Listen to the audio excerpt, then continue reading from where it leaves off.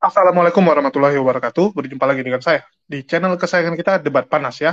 Kali ini kita akan memberitahukan tentang kabar terbaru dari Papua, di mana kita ketahui makin banyak orang-orang di Papua yang menemukan kebenaran. Makin banyak orang-orang di Papua yang menemukan ya agama yang sebenarnya, menemukan Tuhan yang sebenarnya ya.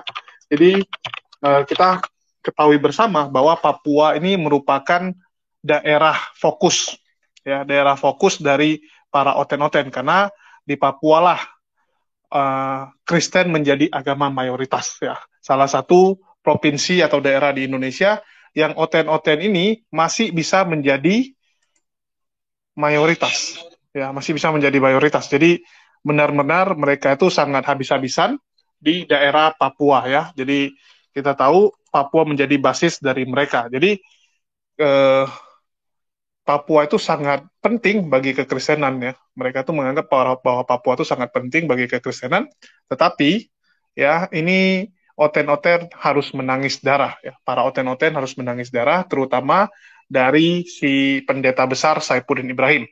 Ya, teman-teman tahu bahwa pendeta besar Saifuddin kemarin ya, si Saifuddin mengatakan bahwa dia akan pulang ke Indonesia, tetapi dia tidak akan ke Jawa, tidak akan ke Jakarta, tidak akan pulang ke rumah dia, tetapi dia akan pergi ke Papua. Dia bilang dia cinta dengan Papua ya, karena dia menganggap bahwa Papua ini akan menjadi tempat dia, akan menjadi markas dia ya, dia akan menjadi menteri agama di Papua.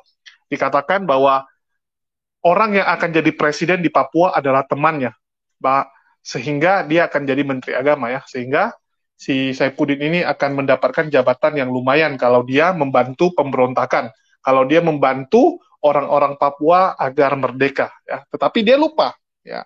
Dia lupa ada satu hal yang dia sangat lupa, di mana umat muslim bergerak dengan sangat luar biasa di Papua, terutama dari Ustadz Sabun ya, Ustadz Fadlan ya, seorang ustadz yang dipanggil sebagai Sabun karena Ustadz Fadlan ini memperkenalkan budaya kebersihan kepada orang Papua. Beda dengan oten-oten yang hanya mengajarkan untuk menjadi domba. Sedangkan Ustadz Fadlan mengajarkan cara menjadi manusia yang benar. Orang Papua yang sebelumnya di pedalaman hanya menggunakan koteka, jarang mandi ya, diajarkan tentang kebersihan. Dan ini mendapatkan respon luar biasa. Banyak sekali orang Papua yang berbondong-bondong menjadi Islam, berbondong-bondong menjadi mualaf ya dari agama yang sebelumnya oten atau agama leluhurnya. Mereka berbondong-bondong memeluk agama Islam.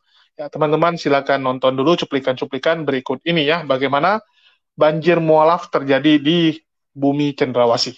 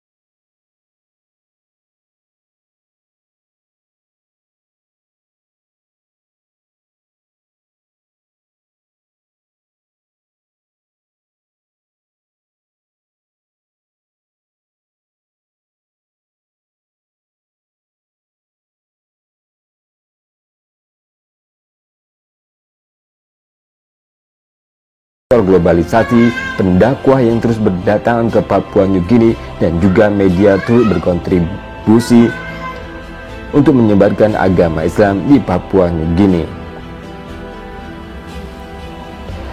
Sahabat dakwah, The Islamic Society of PNG atau Papua New Guinea, asosiasi muslim pertama di Papua New Guinea yang didirikan pada tahun 1981, juga mencatat 4 warga lebih telah masuk agama Islam pada tahun itu sebagai tanda bahwa mereka telah memeluk agama Islam dan kemudian menjadi seorang pendakwah, dan banyak juga yang mengikuti jejaknya untuk masuk agama Islam.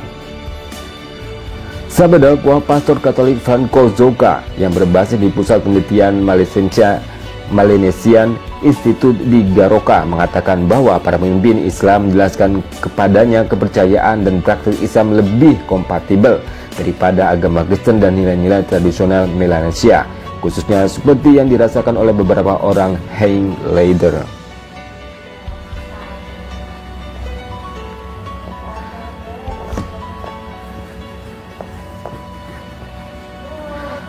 Sahabat dakwah, mereka mengutip penerimaan Islam terhadap poligami, pemisahan pria dan wanita, menghindari wanita yang sedang menstruasi, supremasi pria, tidak berjalan di belakang wanita, dan juga pria mengenakan janggut dan kumis.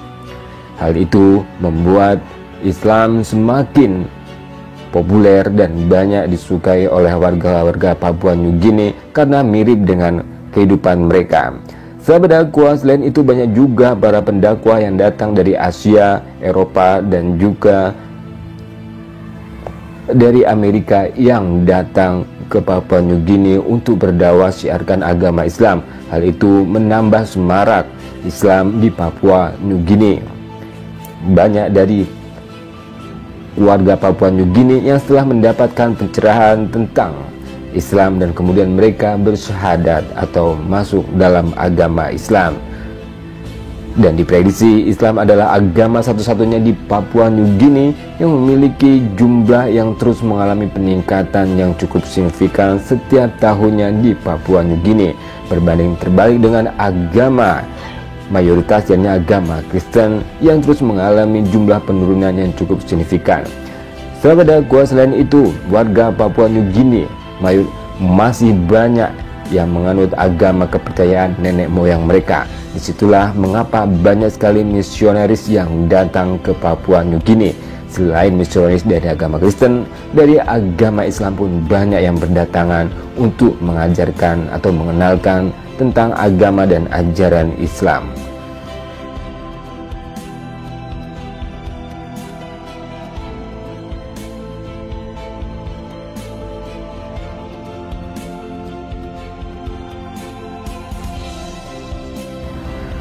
Sahabat dakwah, meskipun hanya berbatas garis dengan Indonesia yang merupakan negara berpenduduk muslim terbesar di dunia, Papua New Guinea memiliki kondisi yang jauh berbeda. Di sana Islam merupakan agama minoritas, namun jumlahnya terus mengalami peningkatan yang cukup signifikan setiap tahunnya. Bahkan Kristen memiliki akar yang kuat di negara Papua New Guinea. Islam baru masuk ke Papua pada abad ke-16. Masuknya Islam terjadi karena ada sebagian orang Papua New Guinea yang kerap berdagang dengan pedagang Cina dan Melayu yang beragama Islam.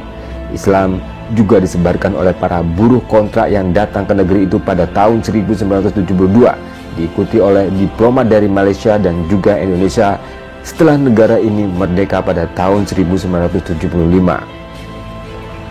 Sahabat dakwah, pada tahun 1981 seorang berkebangsaan Inggris yang kebetulan merupakan penduduk permanen di Papua New Guinea memeluk agama Islam. Tahun berikutnya, sejumlah warga asli Papua New Guinea mengikuti jejaknya. Bahkan seperti dilaporkan koran setempat, ada sebuah kampung yang semua penduduknya masuk agama Islam pada saat itu.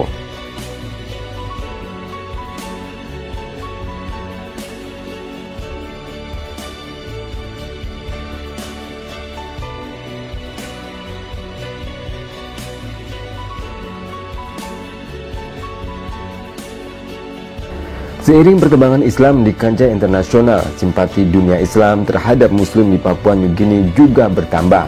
Pada tahun 1988, umat Islam di Papua New Guinea mendirikan Pusat Islam atau Islamic Center pertama dengan bantuan dari Lembaga Dakwah Asia Tenggara yang bermarkas di Malaysia dan Kementerian Urusan Islam yang berada di Arab Saudi.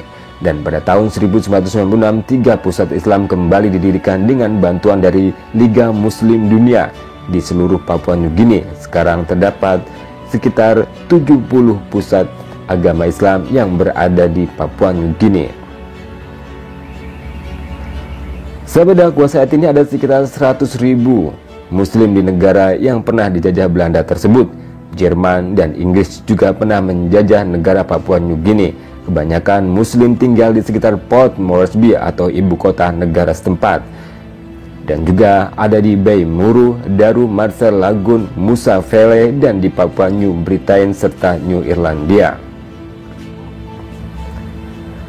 Pada tahun 1987, umat Islam di negeri itu dengan bantuan Liga Muslim Dunia yang berkedudukan di Arab Saudi mengontrak sebuah rumah di wilayah Karobose. Rumah kontrakan itu kemudian diubah dan digunakan sebagai tempat ibadah Islam selama bertahun-tahun hingga saat ini. Sayangnya, rumah tersebut hanya mampu menampung 50 orang Muslim saja, padahal jumlah Muslim terus bertambah seiring kian banyaknya orang asing yang beragama Islam yang bekerja di Papua Nugini, dan bahkan banyaknya orang Papua Nugini asli yang masuk agama Islam. Sahabat dakwah, akibatnya rumah itu tak lagi bisa menampung umat Islam yang ingin beribadah, terlebih untuk sholat Idul Fitri atau Idul Adha.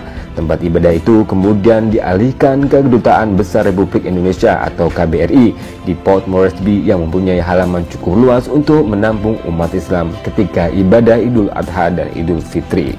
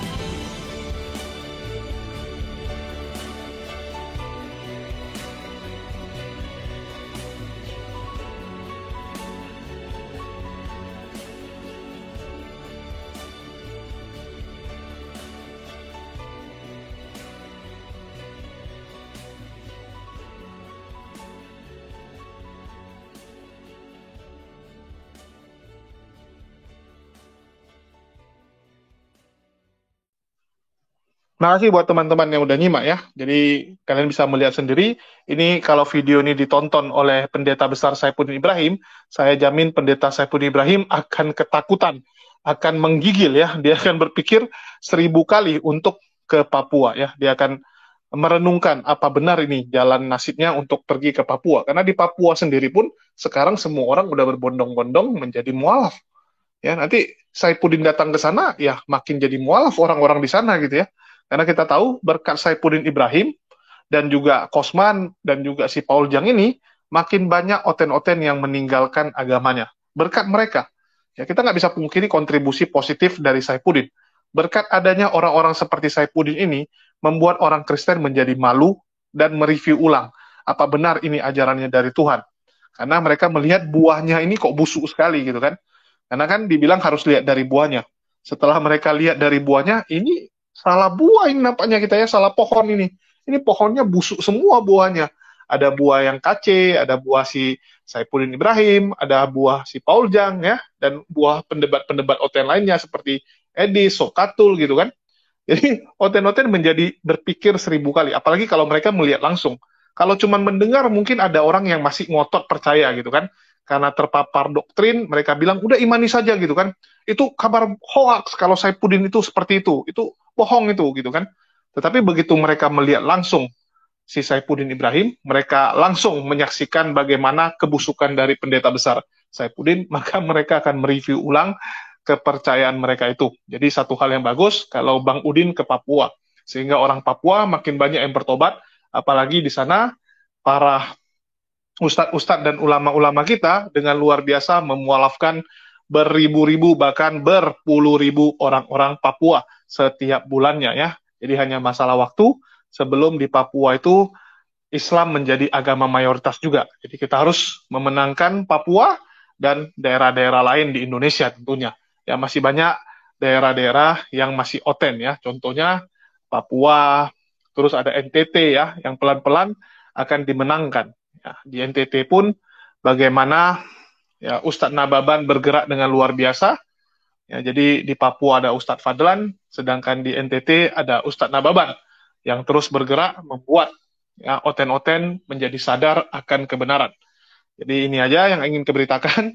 Jadi kita tunggu nih nangis darahnya dari Saifuddin dan kita tunggu Saifuddin di Papua agar orang Papua makin sadar.